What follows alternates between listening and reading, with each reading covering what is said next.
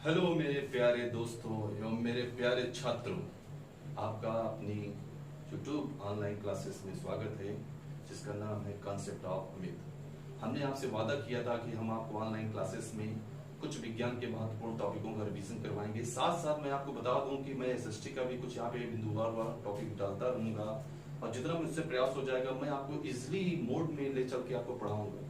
जैसा कि आप लोगों ने देखा था, तो हम इन्हीं टॉपिकों को क्लियर करने का प्रयास करेंगे।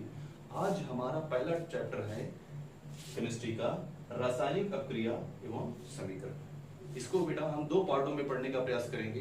पहले पार्ट में हम कुछ चीजों को देखेंगे तो थोड़ा इजिली हम चलेंगे, इसको इंट्रोडक्शन में चलते हैं जिसको हम समझने का प्रयास करेंगे। ज्यादा समय मैं आपसे नहीं लूंगा, वीडियो को अंत तक देखिएगा।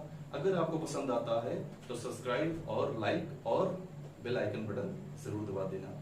चलिए हम चलते हैं आपके अपने टॉपिक। जैसा कि यहाँ पे पहला चैप्टर लिखा है रासायनिक अभिक्रिया और समीकरण, तो हम रासायनिक अभिक्रिया के बारे में आज हम थोड़ा सा समझने का प्रयास करेंगे कि रासायनिक अभिक्रिया होती क्या है। अब रासायनिक अभिक्रिया क्या होती है तो उसको इजिली मोड में हम समझने का प्रयास करेंगे, जो सरलतम हम देखना चाहेंगे। तो रासायनिक अभिक्रिया ये होती है कि जब दो या दो से अधिक तत्व आपस में टकराते हैं या मिलते हैं तो उनमें कुछ क्या होती है, क्रियाएं होती है, कुछ उसमें क्या होता है, कारण होते हैं, वो देखने को मिलता है। तो यहाँ हमने देखिए, हमने परिभाषा लिखी है रासायनिक अभिक्रिया।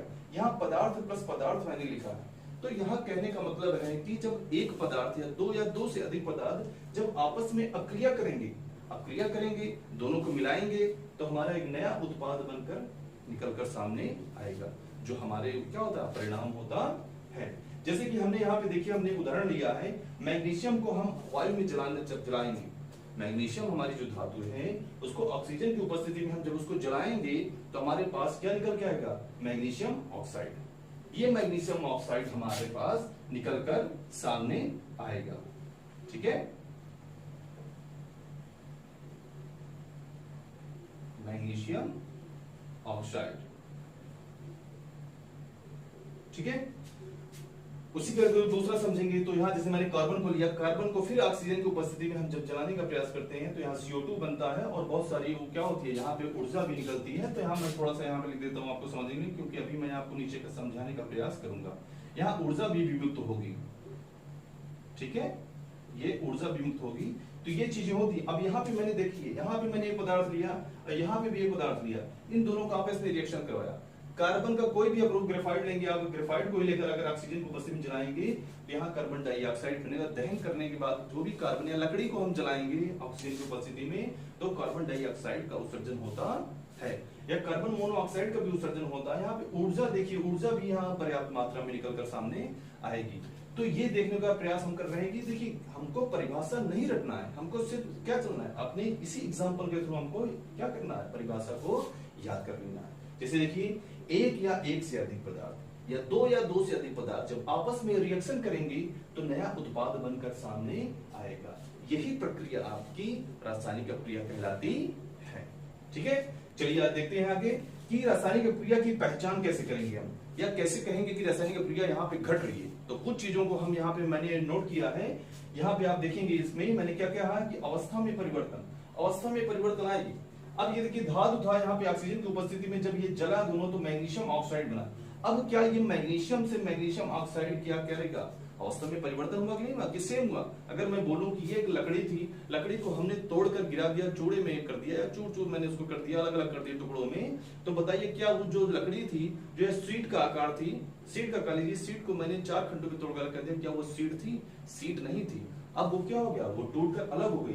तो हमने देखा अवस्था में परिवर्तन आया, हमने बल लगाकर उस लकड़ी को तोड़ा तो अवस्था में परिवर्तन आया। तो इसे ही यहाँ पे मैग्नीशियम को जब हमने ऑक्सीजन में जलाया तो मैग्नीशियम ऑक्साइड बनकर सामने आया परिणाम रूप में। रंग में परिवर्तन होगा, और इसलिए रंग में परिवर्तन होगा, क्यों नहीं होगा, जब हम रिएक्शन कराएंगे तो रंग में परिवर्तन होना लाजमी है।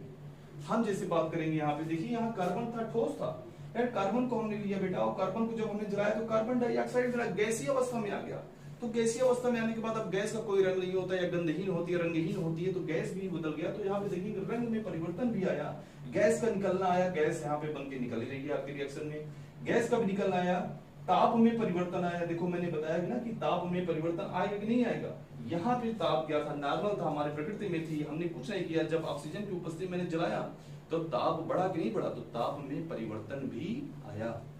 साथ साथ में देखेंगे अवक्षेप का निर्माण होगा। जाहिर सी बात है, अगर हम देखते हैं जब लकड़ी को हम जलाते हैं प्रकृति में, लकड़ी जलने के बाद राख जो बनता है वो हमारा क्या है, अवक्षेप है, कचरा है। अवक्षेप को क्या बोलते हैं, कचरा बोलते हैं। तो ये 4-5 बिंदु जो हमारे पास है, इनसे ही हमें पता चल जाता है कि रासायनिक अपक्रियाएं घट रही हैं या दो पदार्थों के मध्य रासायनिक अपक्रियाएं हो रही हैं। अवस्था में परिवर्तन, रंग में परिवर्तन, गैस का निकलना, ताप में परिवर्तन और अवक्षेप का निर्माण। तो इसके बाद हम देखेंगे कि रासायनिक अपक्रिया हमने थोड़ा सा जान लिया, हमने थोड़ा सा समझा रासायनिक अपक्रिया क्या होती है। अब हम देखेंगे रासायनिक अपक्रिया कितनी प्रकार की होती है, उसके बारे में हम चर्चा करेंगे। रासायनिक अपक्रियाएं हम देखेंगे कि रासायनिक अपक्रियाओं के प्रकार में हम देखेंगे कि यहाँ पे हमने 5 प्रकार की अपक्रियाओं का चर्चा किया है। 5 प्रकार की अपक्रियाओं का चर्चा करने का मतलब है कि यहाँ पे 5 प्रकार की अपक्रियाएं यहाँ पे हमने देखी। पहला है संयोजन अपक्रिया, दूसरा है वियोजन अपक्रिया, तीसरा है विस्थापन अपक्रिया, चौथा है ऊष्माशोषी एवं ऊष्माक्षेपी अपक्रिया, एक है आपका ऑक्सीकरण एवं अपचयन। तो आज वाली टॉपिक में हम यहाँ पे देखेंगे 2-3 रिएक्शनों को देखेंगे, संयोजन अपक्रिया, वियोजन और विस्थापन को पढ़ेंगे। बाकी हम अगले वाले पार्ट में पढ़ेंगे इसका क्या देखेंगे हम लोग कि ऊष्माशोषी एवं ऊष्माक्षेपी देखेंगे, ऑक्सीकरण और अपचयन हम अगले पार्ट में आपको लेके आएंगे, क्योंकि ये थोड़ा सा आपको समझने का प्रयास मैं करूंगा, थोड़ा सा टाइम लगेगा। इसको मैं यहाँ पे अभी शामिल कर दूंगा तो वीडियो लंबा हो जाएगा, जिसकी वजह से आपको थोड़ा देखने में भी तकलीफें होंगी। तो हम आगे चलते हैं, संयोजन, वियोजन और विस्थापन। तो रासायनिक क्रियाएं मुख्यतः देखी जाए तो 5 प्रकार की होंगी। संयोजन होंगी, संयोजन यहाँ क्रियाएं होंगी, कॉम्बिनेशन रिएक्शन होगा, वियोजन अक्रिया होगी, डीकंपोजिशन रिएक्शन होगा, विस्थापन अक्रिया होगी, डिस्प्लेसमेंट रिएक्शन होगा, ऊष्माशोषी एवं ऊष्माक्षेपी होंगी जो एंडोथर्मिक एवं एक्सोथर्मिक रिएक्शन होगा, और ऑक्सीकरण और अपचयन आपका है, मतलब कि ऑक्सीडेशन है, रिडक्शन है। तो आइए चलते हैं, हम आपको अब पहली अक्रिया बताने चल रहे हैं, संयोजन अक्रिया। तो पहला हमारा रिएक्शन जो है संयोजन अक्रिया, इसको हम कॉम्बिनेशन रिएक्शन के भी नाम से जानते हैं। तो संयोजन अक्रिया शब्द ही आ रहा है संयोजन। संयोजन मतलब कि योजन, मतलब जोड़ना। तो जोड़ने का मतलब हम जैसे रासायनिक अक्रिया में हमने सेम यही परिभाषा लिखवाई थी आपको कि जब 2 या 2 से अधिक पदार्थ मिलकर आपस में अक्रिया करेंगे तो नए उत्पाद का निर्माण होगा। मतलब यहाँ दो या 2 से अधिक पदार्थ मिल रहे हैं, रिएक्शन होगा। 2 से 2 पदार्थ मिलेंगे, अलग अवस्था है, अलग प्रकृति के लोग मिलेंगे, या एक दुश्मन होगा, एक मित्र होगा, तो मिलेंगे, कुछ ना कुछ तो रिएक्शन होगा। किसी में मारपीट होगा, किसी में मुक्काबाजी होगी, तो ये देखने को मिलता है। तो सेम प्रोसेस यहाँ भी देखने को मिलेगा कि संयोजन में हमको पदार्थों को जोड़ना है, उनके बाद जो रिएक्शन होगा उसके बाद हमारा उत्पाद बनकर निकलता है। लेकिन एक बिंदु इसमें बहुत फोकस करने वाली बात है, इसमें सह उत्पाद का निर्माण नहीं होगा। सह उत्पाद का निर्माण होने का मतलब कि अगर जैसे हम कुछ मिलाते हैं या 2 लोग मिलते हैं तो उसमें क्या होता है, उसका जो परिणाम होगा वो एक ही होगा। ऐसा नहीं कि 2 लोगों के मिलन से 2 लोग बनकर निकले, तो उसका परिणाम ये होता है नहीं कि वो वाली स्कीम हमारी ये आ जाए, हम 2 हमारे 2, यहाँ पे हम 2 हमारे 1 का फार्मूला यहाँ पे लगेगा। तो यहाँ मैंने लिख दिया कि यहाँ से उत्पाद का निर्माण नहीं होगा, मतलब केवल एकल उत्पाद बनेगा। एकल उत्पाद का मतलब है कि एक उत्पाद यहाँ पे बनेगा। तो यहाँ पे हम देख सकते हैं कि 2 या 2 से अधिक पदार्थ का क्या होता है, जब संयोजन होगा तो एकल उत्पाद का निर्माण होगा। फिर से हमने उदाहरण पीछे आपको मैंने बताया था कि क्या होगा, यहाँ पे कार्बन को ऑक्सीजन की उपस्थिति में जलाया गया तो कार्बन डाइऑक्साइड का निर्माण हुआ। इसके अतिरिक्त यहाँ किसी और उत्पाद का निर्माण नहीं हुआ। ऐसे ही यहाँ पे आपको उदाहरण देना है, इस परिभाषा में ऐसे ही आपको उदाहरण देना है जिसमें सिर्फ केवल एकल उत्पाद का निर्माण। ऐसा नहीं रिएक्शन उठाना है जिसे हमको उठा के यहाँ पे लाना है, जिसे यहाँ पे वियोजन वाले में हो जाएगा कि यहाँ 2 उत्पाद आप बनाएंगे, तब गड़बड़ हो जाएगा, परिभाषा आपकी गड़बड़ हो जाएगी। फिर मैंने यहाँ अमोनिया लिया और हाइड्रोक्लोरिक अम्ल में रिएक्शन कराया, तो यहाँ हमारा क्या निकला, अमोनियम क्लोराइड बनकर निकला। तो यहाँ देखा हमने गौर किया कि यहाँ पे केवल एकल उत्पाद का निर्माण हुआ। फिर से हम बता दें कि जब 2 या 2 से अधिक पदार्थ क्या होगा, आपस में रिएक्शन करेगा या आपस में क्या होगा, उनका योग होगा, तो एकल उत्पाद का निर्माण यहाँ पर होगा, किंतु सह उत्पाद का निर्माण नहीं होगा, केवल एकल उत्पाद का निर्माण होगा। कार्बन ऑक्सीजन की उपस्थिति में जलाया गया, CO2 बनकर निकला।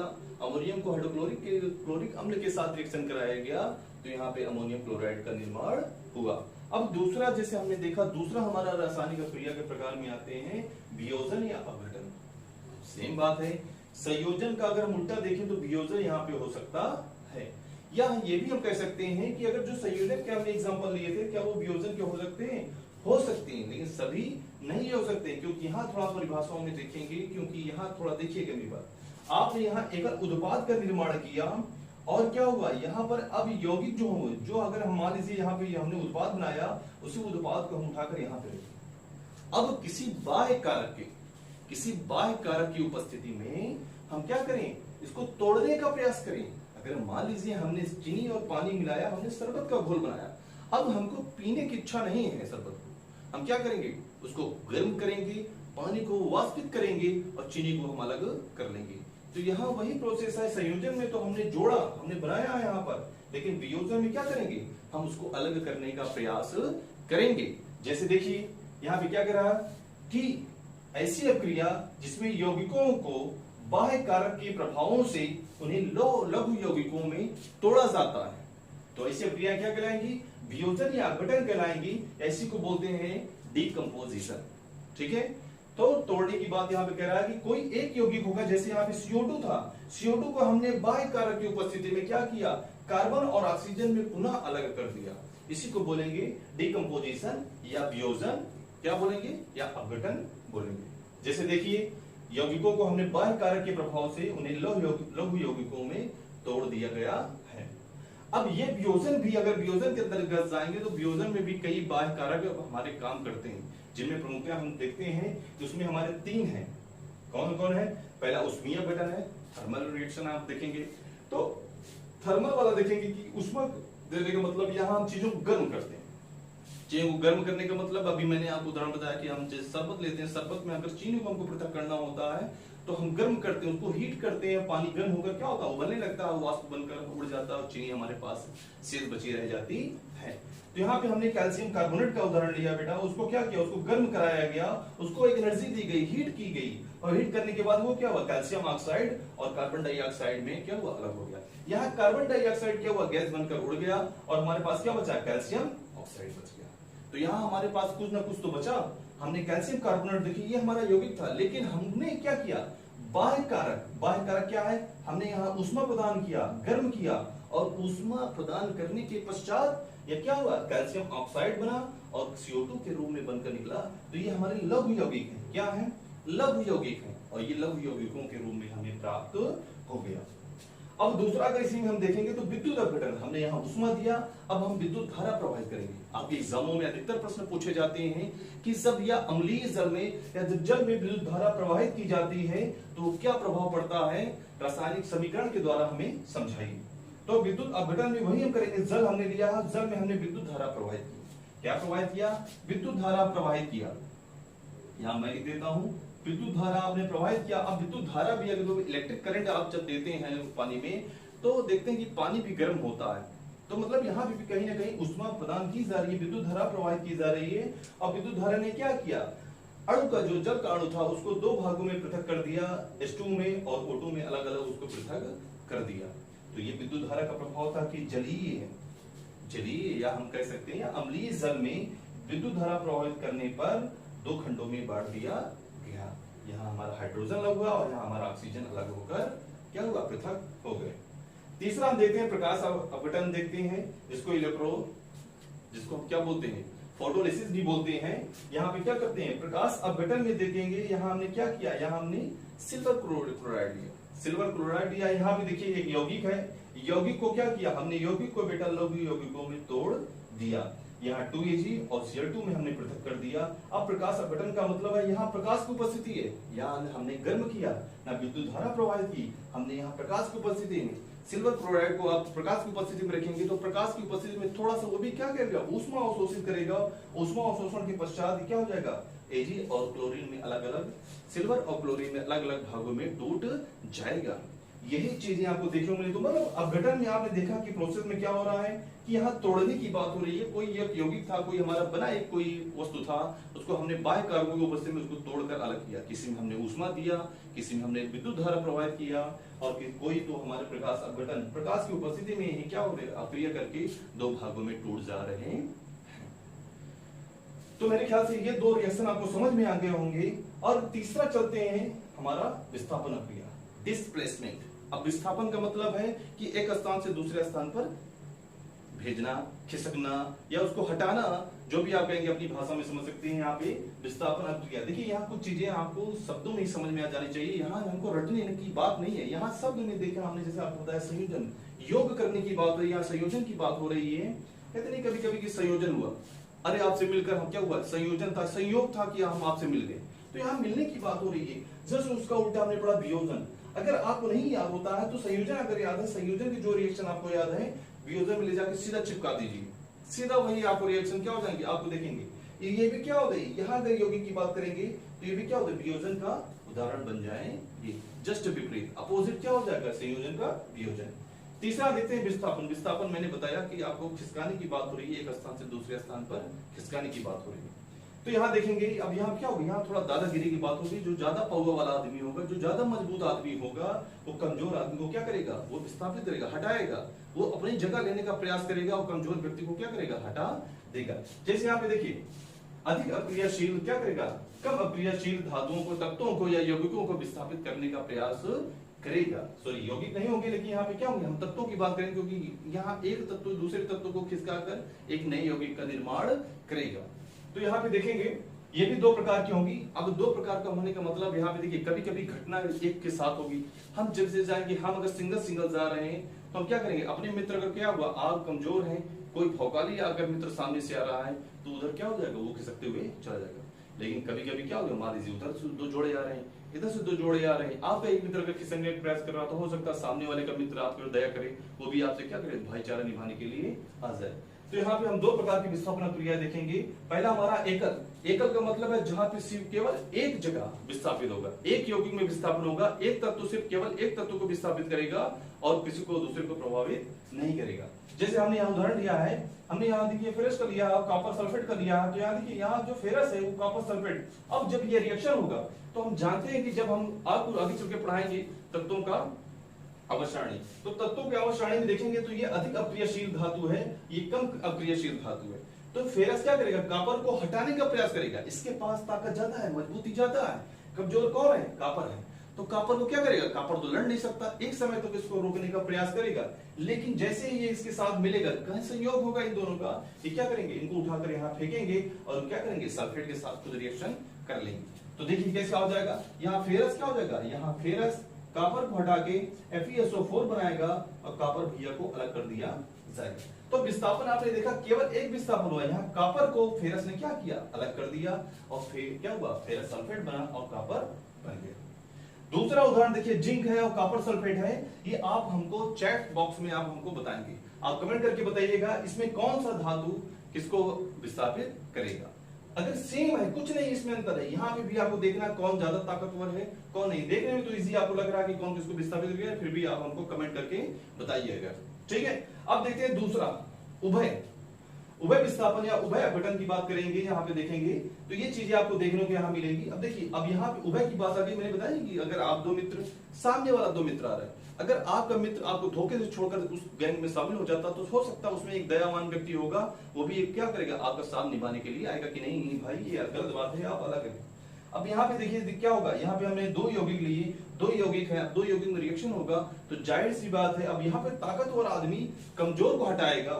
तो जब यहाँ कमजोर को हटाने का प्रयास करेगा, जो किसी की जगह लेगा, तो जाहिर सी बात है एक बंदा तो क्या होगा, अतिरिक्त होगा। अतिरिक्त क्या होगा, वो बेचारा चुपचाप चला जाएगा, जहां खाली जगह होगा वहां बैठ जाएगा। मान लीजिए कोई मान लीजिए मजबूत कोई ताकतवर आदमी आया, वो बैठा था, लेकिन कोई कमजोर व्यक्ति आपने उनसे अच्छा स्थान ढूंढ लिया, अब उसको लग रहा है कि ना कहीं ये बंदा क्या हुआ, अच्छी जगह पर बैठा हुआ है, तो वो अपना स्थान छोड़कर क्या होगा, जलन में आपके पास जाएगा, आपको उठाएगा और वहां कर देगा। अब क्या करेंगे, आप तो वहां की जगह तो चलेगी, अब ये करेंगे भैया कि चुपचाप एक जगह हमारी खाली पड़ी है, हम जाके वहां पे क्या करते हैं, बैठ जाएंगे। तो वही कहानी यहाँ पर भी होगी। अब यहाँ पे AgNO3 आपका है और KCl है, तो क्या होगा, यहाँ पे देखेंगे आप, यहाँ पे Ag क्या होगा। अब देखिए ये बहुत ईजी है, अब आपको अगर पता चल जाए कि उभय अपघटन का दिया गया है, तो आप क्या देखेंगे, यहाँ पे AgNO3 KCl है, कुछ नहीं करना है, इस वाले धातु को उठा के इस वाले धातु को एक दूसरे को क्या करें, अदला बदली कर देना है, जाहिर सी बात है। अब उभय अपघटन में आपको ये नहीं पता, हाँ अगर आप कोई पूछ रहे था कि इसमें ताकतवर कौन था, किसने पहला प्रयास किया, तो यहाँ बात है कि सिल्वर भैया पहला था। क्या था हमारा, सिल्वर पहला था, जो क्या था, पोटेशियम को यहाँ पे विस्थापित करेगा, और पोटेशियम बेचारा क्या करेगा, यहाँ पर सीधा चुपचाप ये जगह खाली होगा, जाकर वहां पर बैठ जाएगा। जैसे हम देखेंगे क्या हो जाएगा, यहाँ पर Ag हो जाएगा और Ag क्या हो जाएगा, ये Cl के साथ रिएक्शन कर ले जाएगा और क्या हो जाएगा, यहाँ पे NO3 बचा। अब ये Ag यहाँ पर चला गया तो पोटेशियम क्या करेगा, पोटेशियम बेचारा यहाँ चला आएगा और ये बनाएगा KNO3। समझ में आया आप लोगों को? यहाँ आपने क्या किया, यहाँ सिल्वर ने पोटेशियम को धक्का मारा है और जाके कहां बैठा है, KCl के पास, और ये बन गया AgCl। तो जाहिर सी बात है NO3 के पास जगह हो गई खाली। अब ये यहाँ का भगाया हुआ मारा हुआ बच्चा कहां जाएगा, यहाँ खाली स्थान पर जाकर चुपचाप बैठ जाएगा। सेम ऐसे ही एक उदाहरण मैंने और दिया है, इसको भी आप कमेंट बॉक्स में आप करके बताइएगा, ठीक है। उसके बाद हम आपको बताएंगे। तो मेरे ख्याल से ये चीजें आपको समझ में आई होंगी। बहुत ही आसान तरीके से मैंने बताने का प्रयास किया है, फिर भी नहीं समझ में आता है तो आप कमेंट जरूर करिएगा। जहां कुछ कमियां आपको दिखती है वहां जरूर बताइएगा, हम फिर से एक बार बताने का आपको प्रयास करेंगे या शॉर्ट वीडियो बना देंगे, बताने का प्रयास करेंगे। जो टॉपिक क्लियर नहीं हो तो आप कमेंट बताएंगे, आपको प्रयास करेंगे। अब भी मैंने यहां तक बता दिया। अब हमारे पास ऊष्माक्षेपी और ऊष्माशोषी बचता है, उसके बाद ऑक्सीकरण अपचयन बचता है, तो उसके बाद रासायनिक क्रिया वाला ये टॉपिक यहाँ खत्म होता है। उसके बाद यहाँ पे एक टॉपिक और बचता है रासायनिक समीकरण, वो संतुलन करके हम बता देंगे उसकी क्या सीमाएं हैं, क्या महत्व हैं। वो इस तरह से हमारा पहला चैप्टर समाप्त होगा। आप पढ़िए, स्वस्थ रहिए, घर पे रहिए, बाहर न निकलिए, क्योंकि कोरोना महामारी में आप घर पर रहकर अपने परिवार को भी सुरक्षित करिए। हम आगे मिलेंगे अपने नए वीडियो के साथ, तब तक के लिए शुभ रात्रि। वीडियो पसंद आए तो सब्सक्राइब और लाइक जरूर करिएगा। शुभ रात्रि, जय हिंद।